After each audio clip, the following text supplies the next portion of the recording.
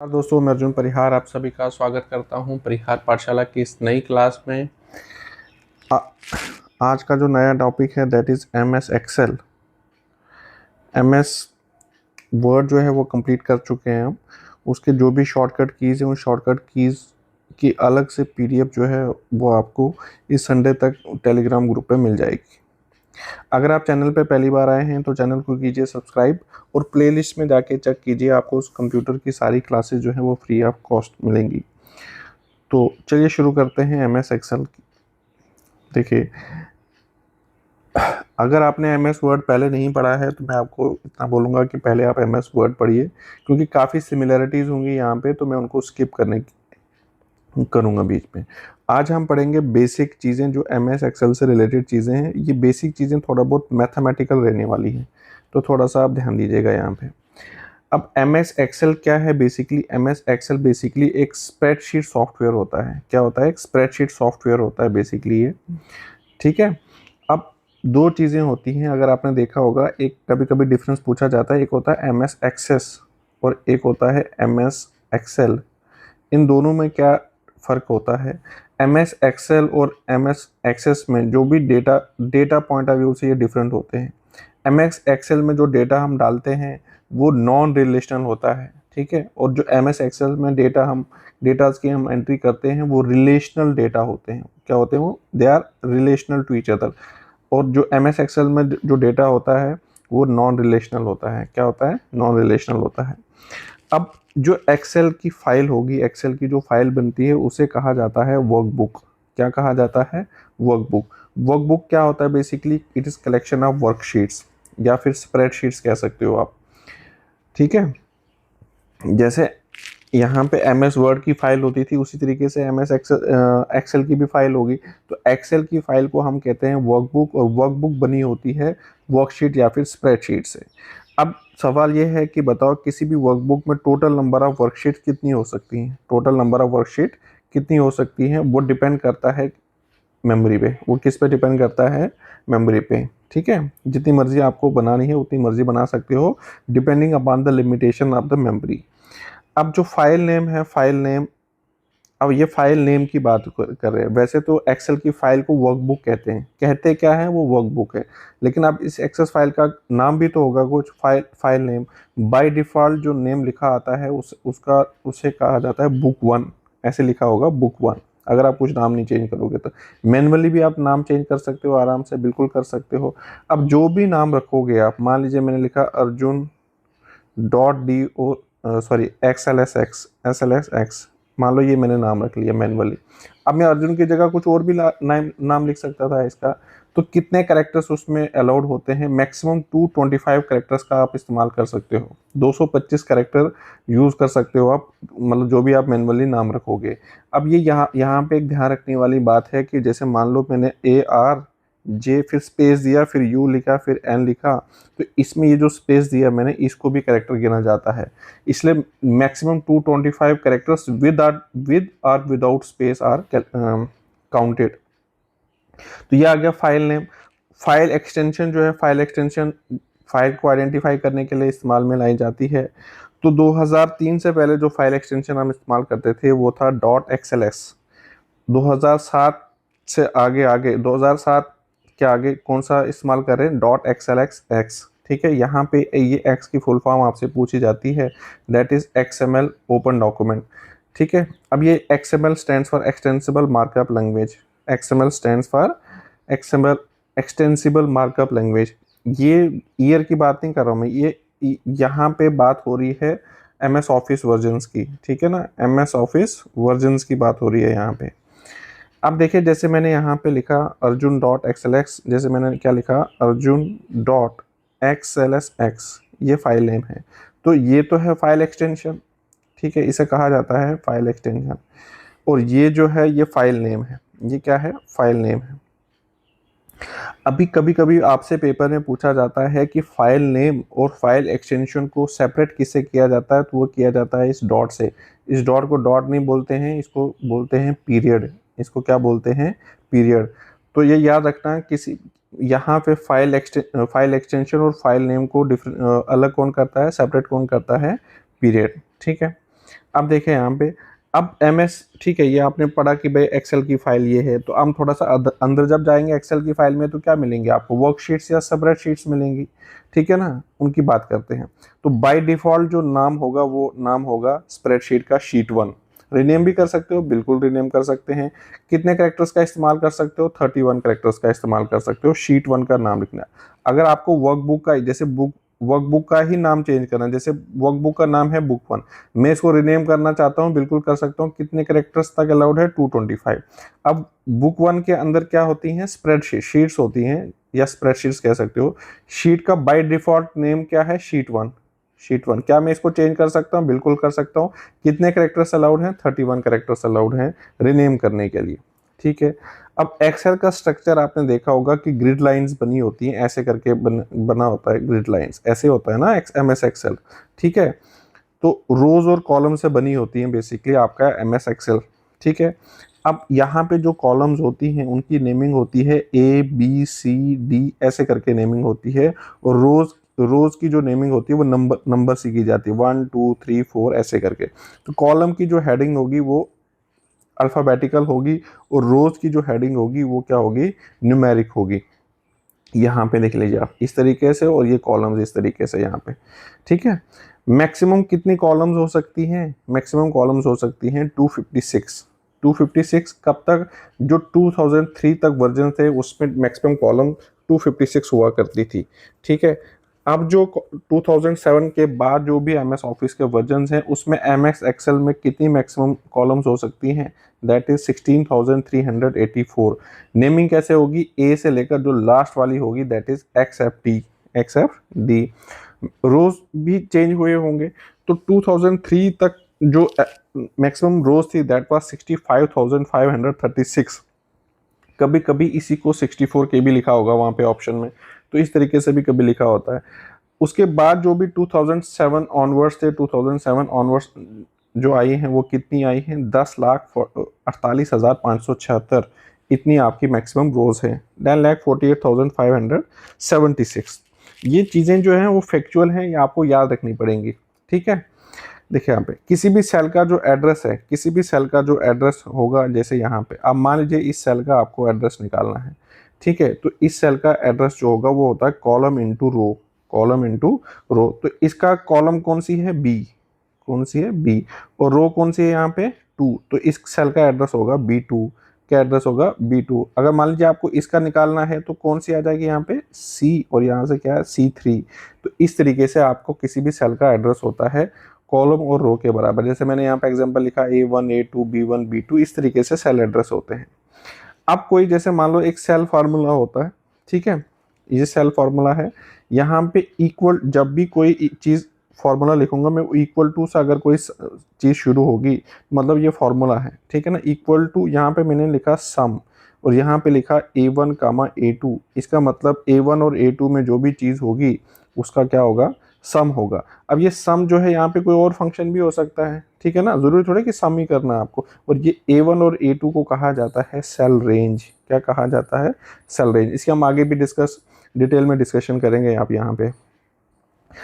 अब ये कह रहा है कि किसी एक सेल में, जैसे मान लीजिए ये सेल हैं, ठीक है ना, ये वर्कशीट में सेल्स हैं। अब ये मान लो इस सेल की अगर हम बात कर रहे हैं, ठीक है, या मान लो इस सेल की बात कर रहे हैं, इसका नाम जो है वो A1 है। अब इस A1 के अंदर कितने कैरेक्टर्स लिखे जा सकते हैं, तो मैं क्या कर रहा हूँ, इस सेल को बड़ा कर रहा हूँ। अब मैं सिर्फ A1 सेल की बात कर रहा हूँ, तो A1 सेल को मैंने बड़ा कर दिया, ठीक है ना, ये A1 सेल है, इसमें बड़ा कर दिया मैंने। अब इसमें कितने कैरेक्टर्स में लिख सकता हूँ, कितने कैरेक्टर्स लिख सकता हूँ किसी एक सेल में, वो है 32,767 कैरेक्टर्स का इस्तेमाल कर सकते हैं, ठीक है ना। इस चीज़ को आप याद रखेंगे, इतने टोटल कैरेक्टर्स लिख सकता हूँ मैं, कितने, 32,767। अब ये जो कॉलम की विड्थ है, कॉलम की विड्थ, ये है कॉलम, इस कॉलम की जो विड्थ होगी, ये जो डिस्टेंस है, ये जो विड्थ है, वो मिनिमम कितनी होगी, मिनिमम 0 पॉइंट्स हो सकती है। बाय डिफॉल्ट कितनी होती है, 8.43 पॉइंट्स, 8.43 पॉइंट्स। और मैक्सिमम कितने पॉइंट्स हो सकती है, 255। मैक्सिमम कितने पॉइंट्स हो सकती है, 255, ठीक है। मतलब यहाँ से लेकर मैं यहाँ तक 255 कैरेक्टर्स लिख सकता हूँ। बाय डिफॉल्ट कितनी होती है, 8.43।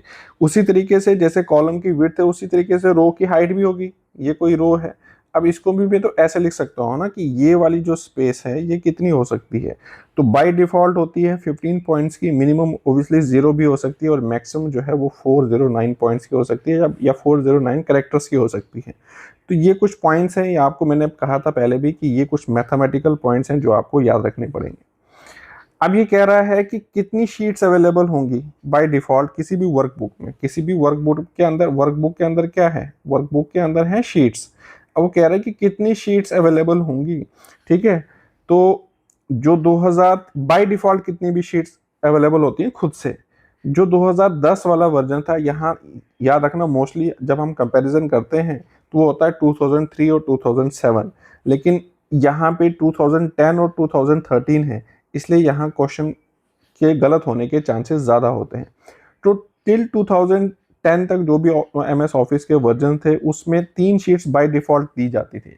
लेकिन 2013 से क्या कर दिया गया, सिंगल शीट रखी गई कि आपको और भी शीट होगी तो आप प्लस कर सकते हो, ऐड कर सकते हो, वहाँ पे कोई दिक्कत तो है नहीं, ठीक है, क्योंकि आप unlimited number of sheets add कर सकते हो जितनी आपकी मेमोरी होगी, ठीक है। Next is cell alignment. अब सेल अलाइनमेंट का क्या मतलब है, जैसे मान लो मैं यहाँ पे कोई चीज़ लिखूंगा, तो जब मैं कोई कैरेक्टर यहाँ पे लिखूंगा तो वो उसकी अलाइनमेंट तो होगी ना, जैसे एमएस वर्ड में हम लिखते थे लेफ्ट अलाइनमेंट, राइट अलाइनमेंट, ठीक है, जस्टिफाई, मिडिल, ऐसे कुछ अलाइनमेंट्स होती थी। तो मान लीजिए हम किसी पर्टिकुलर सेल की बात कर रहे हैं, ये पर्टिकुलर सेल को मैंने बड़ा कर दिया।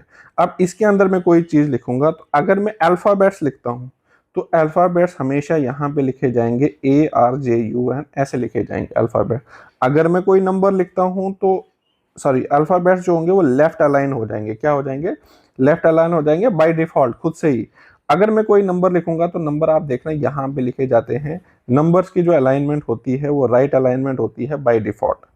अगर मैं अल्फा न्यूमेरिक लिखूं, जैसे मैं लिखूं A3JUN, ठीक है, तो अल्फा न्यूमेरिक जो होंगे वो भी बाय डिफॉल्ट लेफ्ट अलाइन होते हैं, ये चीज़ को आप ध्यान में रखिएगा, ठीक है, खुद से लेफ्ट अलाइनमेंट ले लेता है। तो क्या याद रखना आपको, अल्फाबेट्स लेफ्ट अलाइनमेंट, नंबर्स की राइट अलाइनमेंट होगी, अल्फा न्यूमेरिक्स की भी लेफ्ट अलाइनमेंट होगी, ठीक है, सिर्फ नंबर्स राइट अलाइन होंगे। अब क्या सिर्फ इतनी ही अलाइनमेंट्स होती है, नहीं, अलाइनमेंट तो टोटल 6 प्रकार की हैं, ये बस जैसे मैंने बात की। अब क्या क्या अलाइनमेंट्स है, top alignment, middle alignment, bottom alignment, ठीक है, लेफ्ट, सेंटर और राइट अलाइनमेंट, ठीक है। इसके बिहार पे किसी भी सेल में कितनी पोजीशंस आ गई, इन इन इनके अलाइनमेंट्स के बिहार पे टोटल पोजीशन किसी भी सेल में 9 आ गई, ठीक है ना, एक ये पोजीशन, एक ये पोजीशन, एक ये पोजीशन, ये पोजीशन जो है टोटल कितनी आ गई किसी भी सेल में, 9 पोजीशंस होगी। कितनी पोजीशंस होगी, 9 पोजीशंस होगी। अगर मुझे इनकी नेमिंग करनी पड़ी तो किस तरीके से, अब देखो यहाँ पे जो सबसे ऊपर है उसको मैंने लिखा टॉप, ये भी टॉप, ये भी टॉप। अब ये लेफ्ट में है तो इसको लिखा लेफ्ट टॉप, ये राइट पर है तो इसको लिखा राइट टॉप, ये सेंटर में है तो इसको लिखा सेंटर टॉप। उसी तरीके से नीचे आ जाओ, ये लेफ्ट में है तो इसको लिखा लेफ्ट, ये राइट पर है तो इसको लिखा राइट, ये बॉटम है तो लिखा बॉटम, ये भी बॉटम है, यहाँ पे है बॉटम सेंटर, बॉटम सेंटर। ये भी लेफ्ट में है तो ये आ गया मिडल वाली रो है, ये लेफ्ट मिडल है, ये मिडल वाली रो है तो मिडल, और ये सबसे सेंटर में है, या मिडल लिख लो या सेंटर लिख लो। और यहाँ पे क्या है, राइट मिडल, ये राइट साइड और मिडल वाली रो है। इस तरीके से नेमिंग, ये नेमिंग आपसे पूछी नहीं जाती है, जस्ट बताने के लिए मैं बता रहा हूँ आपको कि ये 9 पोजीशंस कैसे आई हैं यहाँ पे, ठीक है। नेक्स्ट देख लेते हैं, माउस पॉइंटर के ऊपर कभी कभी चीज़ें जो है आपको पता होनी चाहिए। मैंने आपसे पहले भी कहा है कि सारी चीज़ें आप एग्जाम पॉइंट ऑफ व्यू से मत देखो, थोड़ा बहुत अगर आप सीखने की तरीके से देखोगे तो चीज़ें हो सकता है आपको बाद में ईजी लगे। जब भी आप 2-3 बार चीज़ों को पढ़ोगे या 2-3 बार आप लेक्चर को देखोगे तो आपको चीज़ें आराम से समझ आएंगी। जो माउस पॉइंटर है यहाँ पे वो 3 प्रकार के आपको दिखेंगे। एक आपको ऐसे थिक प्लस वाला साइन दिखेगा, ठीक है, ऐसे ऐसे करके साइन दिखेगा आपको, ये थिक प्लस वाला साइन दिखेगा। माउस पॉइंटर कभी कभी ऐसे थिन प्लस जैसा खाली ऐसा दिखेगा आपको, कभी एरो पॉइंटर देखे ऐसे, मतलब ये शेप ले लेता है पॉइंटर डिपेंडिंग अपॉन उसकी पोजीशन आप कहाँ पे रखते हो उस हिसाब से। अब ये नॉर्मल माउस पॉइंटर जो है वो इस तरीके से होता है, ये थिक प्लस के जैसे, ठीक है। अब देखिए यहाँ पे ये नॉर्मल माउस पॉइंटर, आपने क्लिक किया, आपने कोई वैल्यू डाली। अब जब इस सेल में जब आप अपने पॉइंटर को यहाँ पे रखोगे इस कॉर्नर पे तो ये थिन प्लस वाली शेप ले लेता है। कौन सी शेप ले लेता है, थिन प्लस में होता क्या है, ऑटो फिल होती है चीज़ें, bottom right corner of any cell, किसी भी बॉटम राइट कॉर्नर पे जब आप किसी सेल पे पॉइंटर रखोगे तो वो ऐसी शेप ले लेता है, थिन प्लस वाली साइन। अब इसमें क्या होता है, इसमें ऑटो इंक्रीमेंट अप्लाइज, खुद से ऑटो इंक्रीमेंट अप्लाई होता है, लेकिन ऑटो इंक्रीमेंट जो होगा वो सिर्फ नंबर्स के लिए अप्लाई होता है, अल्फाबेट्स के लिए अप्लाई नहीं होता है। जैसे मान लो मैंने क्या किया, अब मैंने यहाँ पे ऑटो इंक्रीमेंट होता, लेकिन इसने सिर्फ सिर्फ 2 को देखा, तो मैंने क्या किया, इस पॉइंटर को खींचा यहाँ तक, तो इसने पूरी रो में 2 2 2 2 करके भर लिया, ठीक है ना। अब मैंने क्या किया, दूसरी रो में मैंने इन 2 सेल्स को सिलेक्ट किया। अब इसने देखा पहले वाले सेल में क्या था 10 और दूसरे वाले सेल में क्या था 20। इसने पैटर्न देख लिया कि ऑटो इंक्रीमेंट करेगा, पैटर्न पकड़ लिया इसने कि 10 और 20 में कितने का डिफरेंस है, 10 का डिफरेंस है। एक मिनट, सॉरी, 10 और 20 में 10 का डिफरेंस है। अब यहाँ पे इसने पॉइंटर रखा और इसने खींच लिया आगे। जब आप इसको खींचोगे तो ये 10-10 का इंक्रीमेंट खुद से ले लेगा, ठीक है।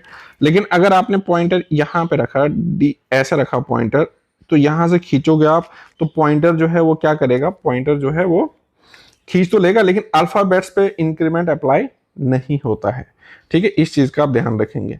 जो थर्ड पॉइंटर है एरो पॉइंटर, उसमें क्या होता है, अब नॉर्मली क्या है कि आप किसी भी सेल पे इस जगह को छोड़ के कहीं पर भी पॉइंटर रख लो, यहाँ पे रख लो, यहाँ पे रख लो, यहाँ पे रख लो, ठीक है। इसको छोड़ के तो ये आपका पॉइंटर जो है वो एरो शेप ले लेता है, ठीक है। ये किसके काम आता है, डेटा को मूव करने के काम आता है। मान लो आपने यहाँ पे रखा है, इस सेल में 10 नंबर लिखा है, आप चाहते हो कि ये डेटा यहाँ से मूव होके कहाँ इस सेल में आ जाए, तो आप इस जगह पे पॉइंटर रखोगे या इस जगह पे पॉइंटर रखोगे, तो यहाँ से यहाँ आप कॉपी कर सकते हो, ठीक है। तो ये किसके लिए इस्तेमाल होता है, कॉपी करने के लिए इस्तेमाल होता है। अब नेक्स्ट जो है वो यहाँ पे है सेल रेंज। सेल रेंज के ऊपर कभी कभी क्वेश्चन जो है वो पूछे जाते हैं, तो सेल रेंज की बात की यहाँ पे, जैसे यहाँ पे मैंने लिखा सेल A1 सेल, देखिए यहाँ पे ये एक सेल है A1, फिर A2, फिर A3, A4, A5, तो मैंने यहाँ पे 5 सेल लिखे।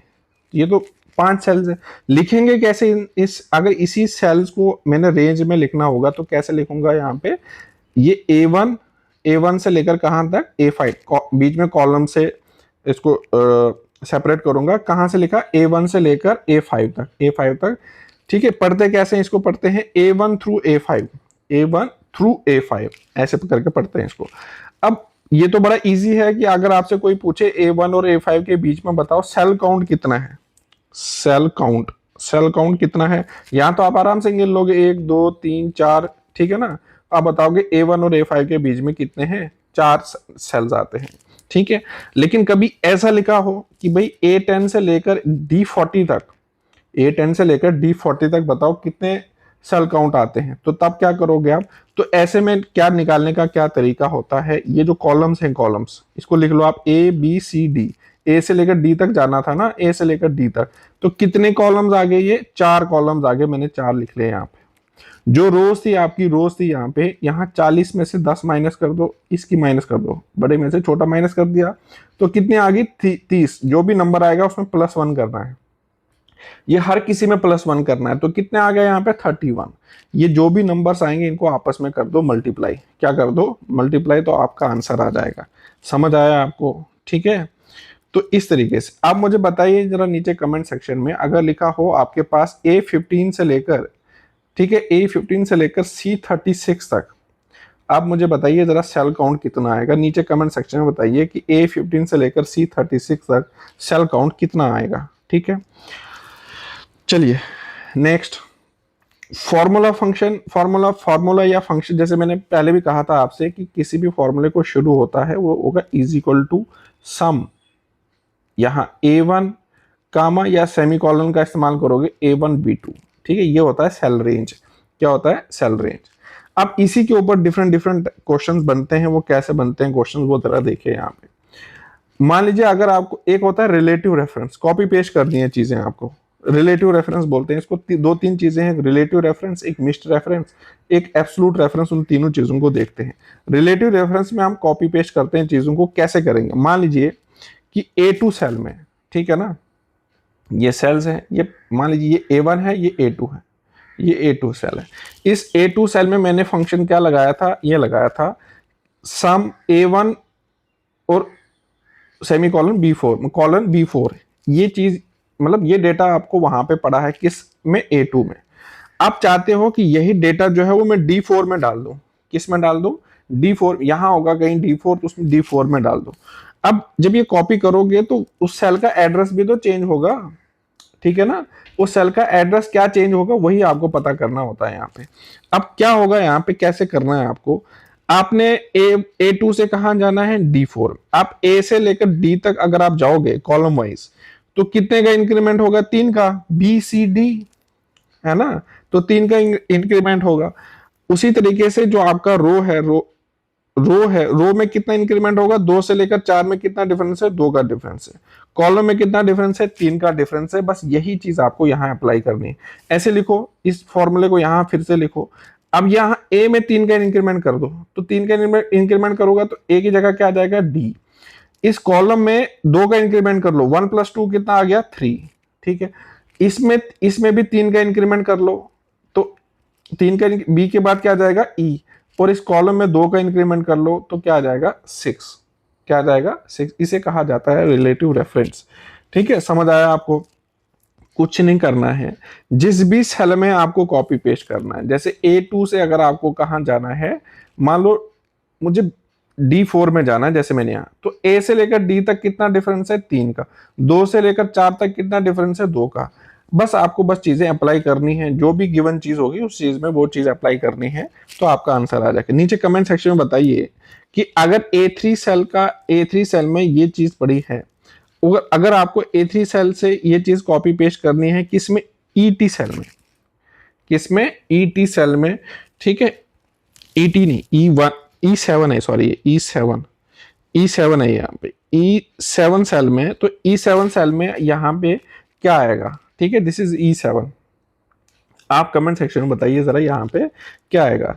Next is mix reference, plus minus ही करना है आपको यहाँ पे। ठीक है, ए से लेकर ई तक कितने आएंगे, बीच में 4 आएंगे, ठीक है ना। और 3 से लेकर 7 कितना आ जाएगा, 4 आ जाएगा। बस हर किसी में 4 4 ऐड कर लो, यहाँ पे आंसर आ जाएगा। ठीक है। Next is mix reference. अब मिक्स रेफरेंस में होता क्या है, आपको पता कैसे चलेगा कि ये एब्सोल्यूट रेफरेंस है या रिलेटिव रेफरेंस है। तो रिलेटिव रेफरेंस में तो देखो कोई भी सिंबल नहीं है बीच में, कोई भी सिंबल है इसमें, यहाँ पे किसी भी सिंबल का इस्तेमाल नहीं किया गया है। लेकिन मिक्स रेफरेंस में, मिक्स रेफरेंस और एब्सोल्यूट रेफरेंस में बीच में सिंबल होगा। कैसे लिखा होगा, जैसे यहाँ पे लिखा $4 सिंबल का इस्तेमाल किया है, $5। तो यहाँ पे बीच में जब सिंबल का इस्तेमाल होगा, ठीक है, तो इसे कहेंगे, इसे क्या कहेंगे, रिलेटिव, सॉरी, मिक्स्ड रेफरेंस। क्या कहेंगे, मिक्स्ड रेफरेंस। हो सकता है ये डॉलर पहले लिखा हो, ऐसे डॉलर लिख दे, ठीक है ना, डॉलर पहले लिख दे और यहाँ पे लिखे A1, ठीक है, यहाँ पे डॉलर लिखते, यहाँ पे लिखे B2। तो अगर तो डॉलर बीच में है, ठीक है, और अगर तो डॉलर पहले है, तो क्या डिफरेंस है इन दोनों में, देख लीजिए आप जरा। यहाँ पे A4 में लिखा है ये चीज, एक तो पता चल गया आपको कि relative reference, sorry, mixed reference है। तो मिक्स्ड रेफरेंस में एक ही चीज चेंज होती है, या तो कॉलम चेंज होगा या तो रो चेंज होगा। इस चीज का ध्यान रखना आप, या तो कॉलम चेंज होगा या तो रो चेंज होगा। बस आपको ये देखना है कि कब कॉलम चेंज होगा और कब रो चेंज होगा। अगर तो सिंबल बीच में है, अगर तो सिंबल बीच में है, तो रो चेंज नहीं होगी, रो चेंज नहीं होगी। क्या चेंज होगा, खाली खाली कॉलम चेंज होगा। ठीक है, तो खाली कॉलम मतलब ए से लेकर डी तक गए तो कितना इंक्रीमेंट था, 3 का। जो बाकी का रो है उसमें कोई डिफरेंस नहीं आएगा। तो ये $4 तो ऐसे आया, $5 तो ऐसे आया। ठीक है, तो बी से लेकर कितना इंक्रीमेंट करना है, 3 का। तो बी से इंक्रीमेंट करेंगे तो ई आएगा, डी में 3 का इंक्रीमेंट करेंगे तो जी आएगा। ठीक है, गलत बोल रहा हूं, सही बोल रहा हूं, ठीक है। तो इस तरीके से आपको देखना है। अगर तो इन केस अगर आपका डॉलर पहले आ गया, अगर डॉलर पहले आ गया, जैसे ऐसे लिखा हो $A1, तो इस केस में आपको कॉलम चेंज नहीं होगा। इस केस में क्या होगा, कॉलम चेंज नहीं होगा, खाली रो चेंज होगी। क्या होगी, खाली रो चेंज होगी। इस चीज को आपको ध्यान में रखना है। अब जैसे यहां पे क्वेश्चन है, ये क्वेश्चन आपको दिया है कि A4 में ये चीज पड़ी है $B4 और $D5। आपने यही चीज कॉपी करनी है D6 में। तो बताओ यहाँ पे क्या आएगा, नीचे कमेंट सेक्शन में बताना जरा। तो ऐसे में आपको देखना है कि क्या होगा। ऐसे में कॉलम आपकी चेंज नहीं होगी। तो कॉलम जब चेंज नहीं होगी तो क्या आएगा यहाँ पे, ठीक है। तो ये B तो एज इट इज आएगा, ये D भी एज इट इज आएगा, ये डॉलर एज इट इज आएगा, ये डॉलर एज इट इज आएगा। आपको यहाँ पे देखना है कि कितना इंक्रीमेंट करना पड़ेगा, नीचे कमेंट सेक्शन में जरा बताइएगा। Last is absolute reference. ये तीन चीजें हैं। एब्सोल्यूट रेफरेंस में क्या होता है, अब देखिए वहां पे दो चीजें होती थी, या तो डॉलर पहले आता था या तो डॉलर बीच में आता था। ठीक है, इस तरीके से अगर दो सिंबल्स का इस्तेमाल किया गया है दैट इज एब्सोल्यूट रेफरेंस। पहले भी सिंबल का इस्तेमाल किया गया और बीच में भी सिंबल का इस्तेमाल किया गया है, तो ऐसे में ना ही कॉलम चेंज होगा ना ही रो चेंज होगी। ये पेपर में ज्यादा पूछा जाता है। ना ही कॉलम चेंज होगी ना ही रो चेंज होगी। जो भी A4 में डाटा पड़ा होगा वो एज इट इज, जिस भी रो में वो कह रहा है कॉपी पेस्ट करने के लिए वो एज इट इज आएगा, कोई चेंज नहीं होगा यहाँ पे। तो देखिए यहाँ पे जो डेटा यहाँ, जो एड्रेस यहाँ का है वही सेम एड्रेस यहाँ का पड़ जाएगा। ठीक है, तो इस तरीके से ये था, बेसिक क्लास थी, थोड़ा बहुत मैथमेटिकल थी ये क्लास। कल से जो भी नेक्स्ट क्लास जब भी आएगी तो उस क्लास में जैसे हमने MS वर्ड्स में जो भी मेन्यूज वगैरह पढ़े थे उसी तरीके से अब हम इसमें भी पढ़ेंगे। चलिए, thank you so much, see you in next class, thank you.